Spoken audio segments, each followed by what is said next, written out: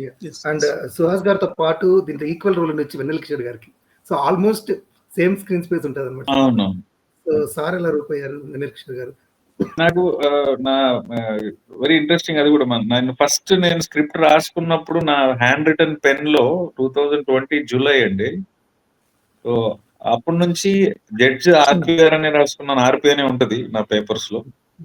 Friend వెన్నెల కిషోర్ అనే ఉంటది. Hero ఒకటే హీరోని పెట్టాను. అది ఆ ప్లేస్ కి సుహాస్ గారు వచ్చారు. మిగతా వాళ్ళందరూ almost cost first fixed in my mind. Rajendra Prasad కూడా సార్. జడ్జి గారు రాజేంద్ర ప్రసాద్ గారే ఫస్ట్ నుంచి. నాకు ఆర్పి గారు అంటే చాలా చాలా ఇష్టం. రాజేంద్ర ప్రసాద్ గారు ఆయన ఫస్ట్ సినిమాలో నాకు ఆయనతో పనిచేసే అవకాశం కూడా నిజంగా అదృష్టం. సో కిషోర్ గారు అలాగే. కిషోర్ గారు ఫస్ట్ కథ చెప్పినప్పుడు అంటే అంత పెద్ద కమెడియన్ కదా, ఆయన పెద్ద యాక్టర్ కదా, తీసుకొచ్చి నేనేం చెయ్యట్లేదే ఇంకేమైనా యాడ్ చేద్దామని నాకు జస్ట్ ఒక 35 minutes టైం దొరికింది. ఆయన వేరే సినిమా షూటింగ్ లో ఉంటే క్యారవాన్ లో చెప్పాను ఆయన లంచ్ చేస్తున్నప్పుడు. సో వినిన తర్వాత ఆయన అన్నట్టు వెరీ వ్యాలిడ్ పాయింట్. సరే ఒక పని చేద్దాం సార్, బౌండ్ స్క్రిప్ట్ మొత్తం ఇస్తాను మీకు, మీరు చదివిన తర్వాత అప్పుడు డెసిషన్ చెప్పండి. సో బౌండ్ చదివిన తర్వాత ఆయన ఇమీడియట్ గా ఓకే చేశారు. ఆయన ఏమి చేయకపోవటంలో ఆ చిన్న చిన్న రియాక్షన్స్ లోనే కోర్ట్ లో ముఖ్యంగా ఫ్రెండ్స్ కిడ్స్ తో ఉన్న జర్నీ గానీ ఇటు కోర్ట్ లోది కానీ చాలా బాగా వర్క్ అయిందని అనిపించింది నాకు. I hope you guys enjoyed. Honest గా చెప్పండి, బిస్కెట్ వర్క్ అవ్వదు. లేదు సార్,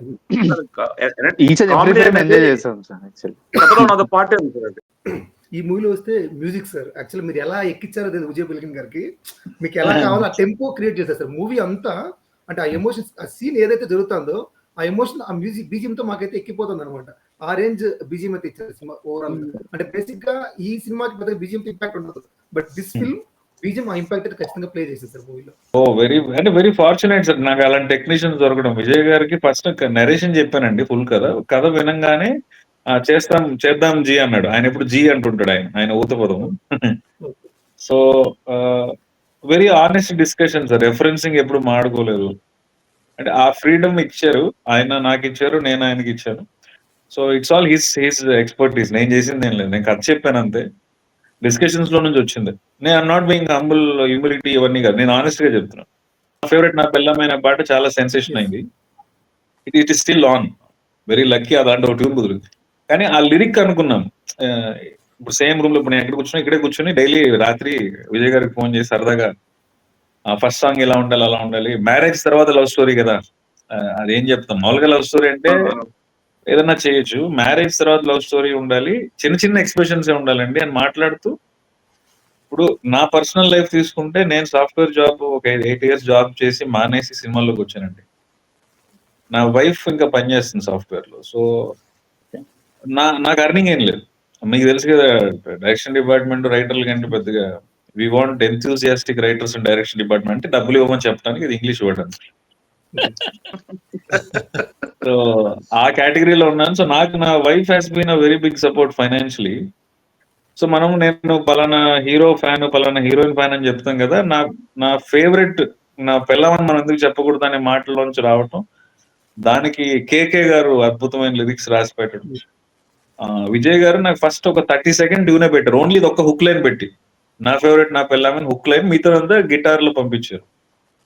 సో అక్కడే చాలా పాజిటివ్ వైబ్ అనిపించింది. So it purely credit goes to the music director.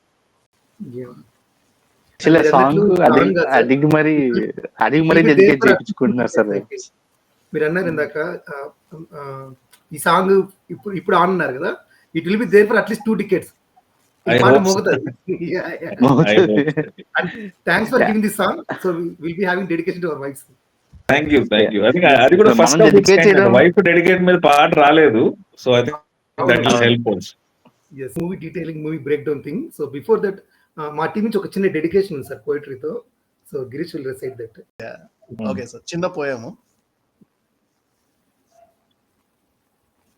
అరే ఉన్న జీతం చాలక అల్లాడుతున్న బాలక, నువ్వు పెట్టమాకు చురక, నే పారిపోతా షూరుగా జనక అయితే గనక, మా బాబు కొన్న జాగా చెరువై నీళ్లు రాగా, ఫ్రస్ట్రేషన్ లో ఉండగా నే పారిపోతా షూరుగా జనక అయితే గనక, సేఫ్టీ రోజు వాడుతున్నాగా వైఫ్ ప్రెగ్నెంట్ అయ్యే సడన్ గా, లైఫ్ లో కొత్త ట్విస్ట్ వచ్చేగా నే పారిపోతా షూరుగా జనక అయితే గనక,